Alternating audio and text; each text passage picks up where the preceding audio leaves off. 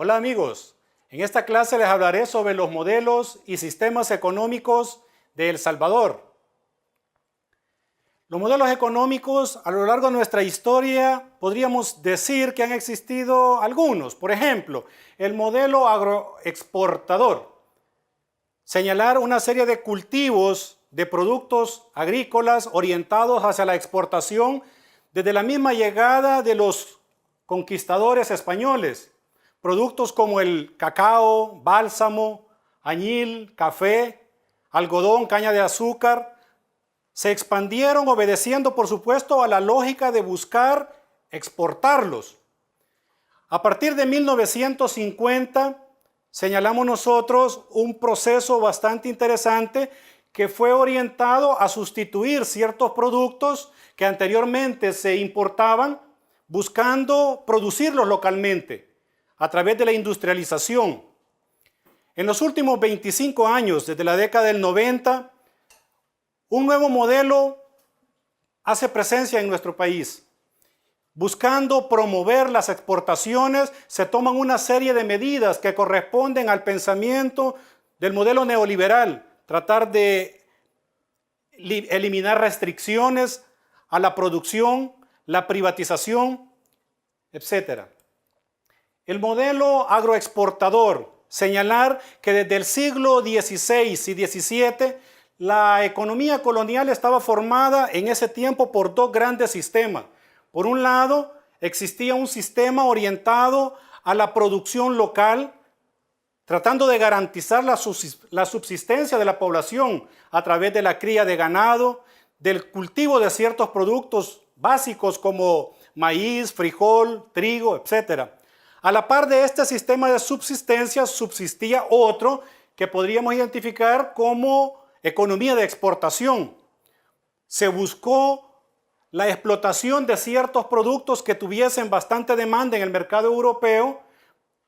Uno de los principales fue el oro y la plata, pero en el caso de Centroamérica, quizás el único país en el cual se dio la explotación de este recurso fue en Honduras. En el caso salvadoreño, prácticamente no se encontró este producto para poderlo exportar. Así que, aprovechando la bonanza de su tierra fértil, se buscó exportar ciertos productos agrícolas, como por ejemplo el bálsamo.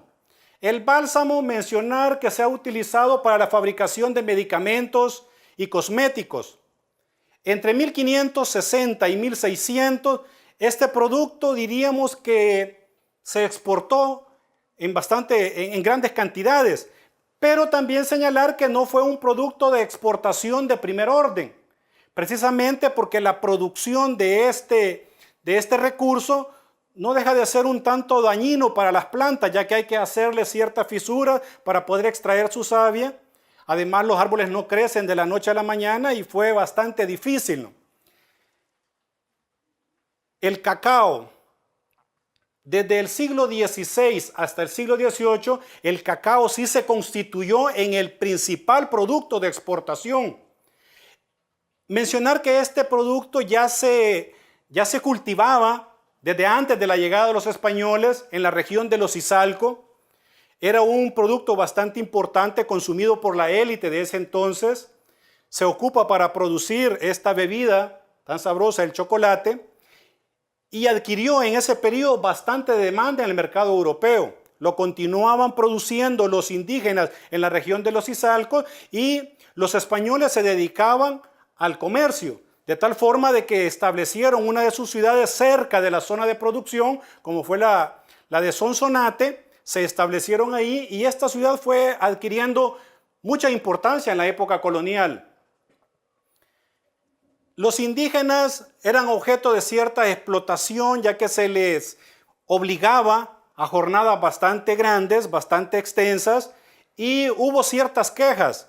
Al venir visitadores por parte de los españoles, estos eran objeto de sobornos para poder reportar cosas un tanto diferentes, tratando de ablandar y continuar con la explotación de este producto. El cacao llegaría, diríamos nosotros, hasta finales del siglo XVIII.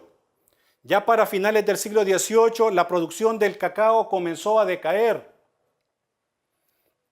La producción de añil, otro de los productos a señalar orientados hacia la exportación. El añil se procesa en los obrajes. Ahí tenemos una imagen de las pilas y la producción, la extracción y producción de este producto es bastante complicado, ya que al poner las hojas en estas pilas dan lugar a que se reúna una gran cantidad de insectos y esto puede provocar enfermedades. Además hay que dejar que las hojas se fermenten y esto es dañino para la salud de los que trabajan. La producción del añil se estancó por diversos problemas. Uno de ellos, la falta de trabajadores. Señalar de que mucha gente se enfermaba y moría en los obrajes. Se establecieron ciertas leyes para tratar de frenar esta situación y este también es un elemento que vino a contribuir, diríamos, para que se estancara este producto. Además hay que tener en cuenta el mercado. Para esa época no existía un mercado lo suficientemente amplio que demandara este producto. Pero sí, a partir de la segunda mitad del siglo XVIII, la economía de exportación ya estaba dominada por el añil. En la segunda mitad del siglo XVIII este producto empezó a adquirir mucha demanda. Hay que tener en cuenta, por esa época se da una revolución industrial en la cual el mercado tiende a demandar más este producto. Se permanecería más o menos su demanda por casi un siglo. Para mediados del siglo XIX este producto entraría en crisis, precisamente porque hay más competencia en el mercado. Productores de otras latitudes están abasteciendo el mercado. Además, en Europa la casa Bayer produce un colorante sintético que ofrece un abanico mayor de colores y por lo tanto el añil empezó a decaer su demanda. América Latina, hay que decirlo, ha sido incorporada al mercado mundial bajo el modelo económico mercantilista. ¿Qué es el mercantilismo? Estos elementos que hemos estado señalando de buscar productos orientados a la exportación corresponden a esta lógica de este pensamiento económico. Hay que decir que el mercantilismo es la concepción de que la prosperidad o riqueza de un país proviene del comercio. Por lo tanto, se va a considerar que un país es más rico y poderoso en la medida que acumule más metales preciosos. Por lo tanto, se va a orientar a buscar exportar y explotar este tipo de recursos, buscando la forma de mantener la riqueza de su nación. Hay que señalar que para poder mantener esta riqueza, fue preciso por parte de España tomar algunas medidas. España se volvió un monopolio con sus colonias. Dentro de las medidas que se tomaron fueron, por un lado, dejar fuera a los extranjeros. Además, una ley en la cual se limitaba las libertades de comercio. Claro, se estaba buscando la forma de exportar más para que con el pago en oro poder acumular más este metal y como dice el pensamiento económico mercantilista, entre más metales preciosos se acumulen, el país se vuelve más rico y poderoso. Pero también hay que señalar que este tipo de prácticas por parte de España fue un tanto negativo para América Latina. Precisamente España con el tiempo se fue volviendo, diríamos nosotros, se fue quedando un tanto estancada, ya que mantenía un control monopólico con el mercado en Latinoamérica. Ella le exportaba los productos, pero le resultaba mucho más ventajoso poderle comprar a sus vecinos y exportarlo a América. Nosotros teníamos restricciones. En ese sentido, señalar que España no estaba en condiciones de exportar capital a las colonias y proporcionar el conocimiento técnico para su desarrollo. Sin embargo, esta política limitaba que otros países lo hicieran. Eso nos da una idea de por qué Latinoamérica prácticamente incluso en la actualidad se ha mantenido en una condición de subdesarrollo tal en comparación a otros países.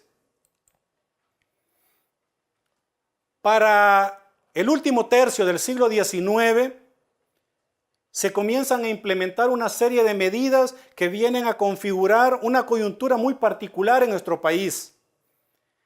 Para esa época el capitalismo se ha expandido, la revolución industrial está demandando nuevos productos, está demandando una reorganización de acuerdo a lo que está señalando el capitalismo internacional, señalar que el comercio exterior se consolida y consolida a un grupo social, dueños de tierra, que pasan a ocupar y a influir sobre el sistema político.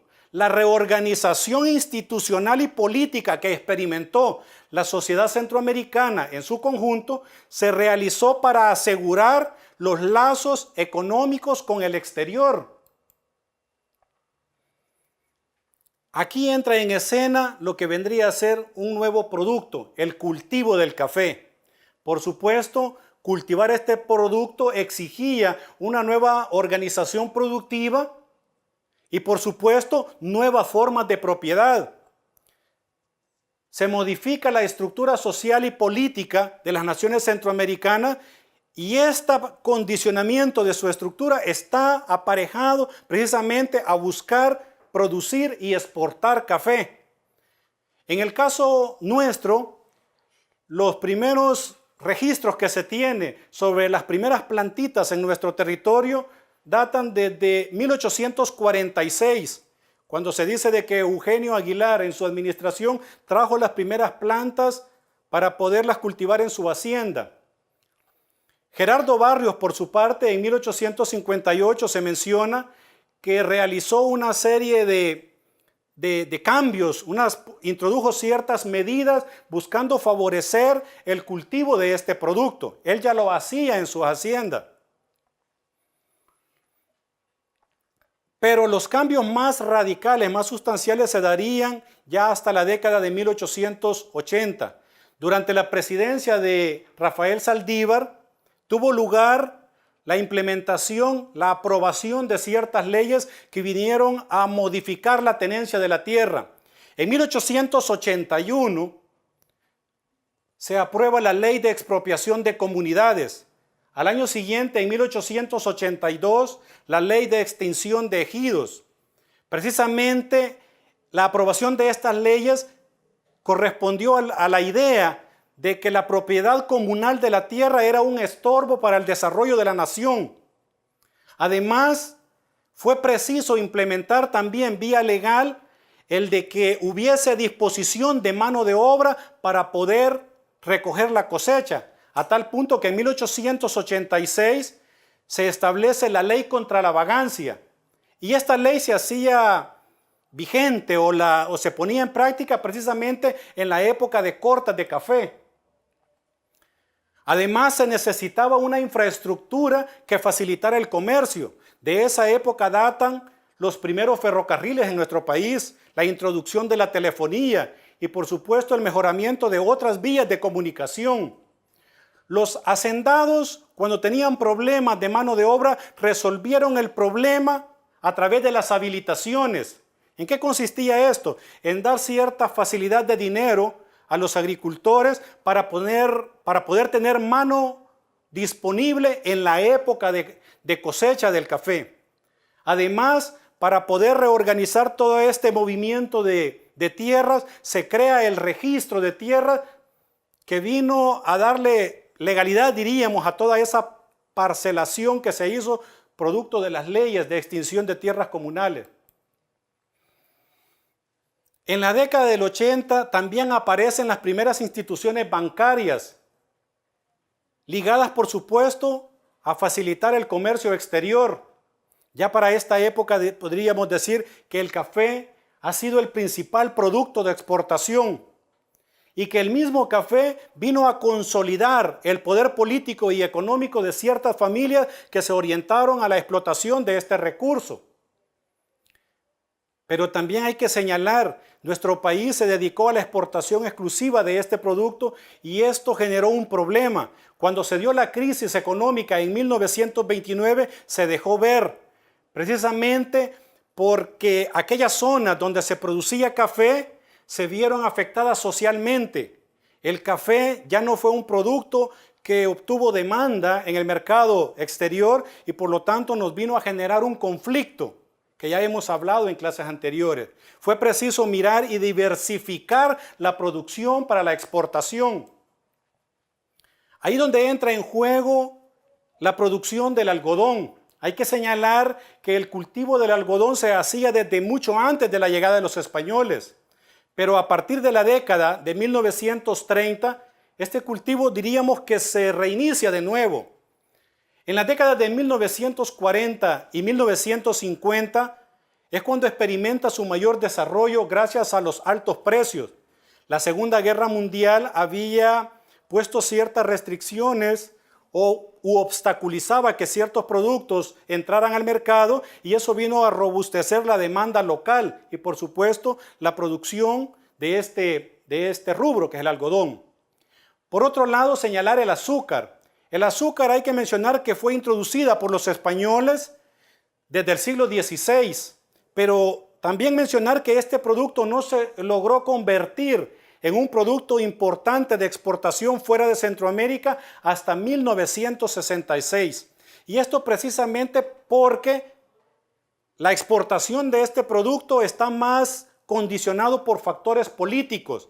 Y fue después de la Revolución Cubana, en 1959, cuando se implementan una serie de medidas restrictivas a la exportación que tenía Cuba y este producto se le distribuye a otros países y allí parte de esa cuota es que El Salvador logra entrar al mercado y poder vincularse y exportar hacia el mercado exterior. Esto es todo por el momento, amigos. Les agradezco mucho. Hasta luego.